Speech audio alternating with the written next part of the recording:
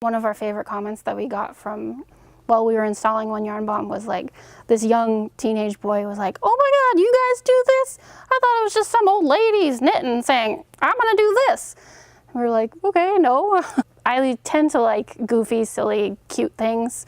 So I draw my inspiration from my childhood a lot. Anything with a face on it or that's cute. Cats, definitely. If I could turn everything into a cat, I would. I'd always been a fan of street art, and I didn't know how to like spray paint or anything, so I was just sort of a connoisseur of street art, but it didn't seem like something I could participate in. And then when I heard about yarn bombing, I was like, oh my gosh, this is something, you know, I can participate in something I love with my own medium. And not only that, but a lot of the yarn bombing we had seen was sort of uninspiring, and it was like people just sort of used their scraps and their leftovers from their projects that they didn't even want, and then they would foist them on the public.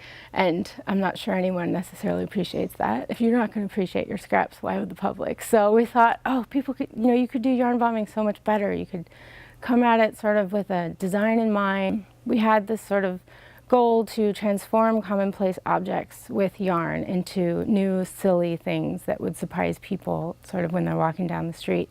And so we started doing that, and the response was huge, and we've just been doing it ever since. And our yarn bombs just keep getting bigger and more complex, and we started learning more techniques that you can do with yarn, from machine knitting to, you know, hand crochet and hand knitting, just to try to achieve bigger and better designs in street art. People would see the examples of our public art, and they'd want us to do them either in their private business or their home. And so we started getting commissions, and business just started booming. And now we self-publish our designs, and then we do like commissioned installations.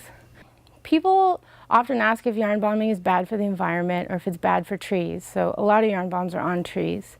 What we usually do is we sew knit panels onto the trees. We make the knit panels off-site here in our studio, and then we bring them to the tree and we'll sew them on, and it's all custom fit. The next project we're working on, we just started buying fabric for, because we're going to take fabric and cut it into long strips and knit it with big curtain rods and make big, huge American flags with it. We had to calculate how big the flags needed to be and how big each section needed to be, so the stripes and the star section, and then figure out how much fabric we need. So there's a lot of calculation, a lot of math involved. Lorna does most of the math, and then I'll double check her work. We'll be knitting for probably the next 2 months and then figure out how to install it.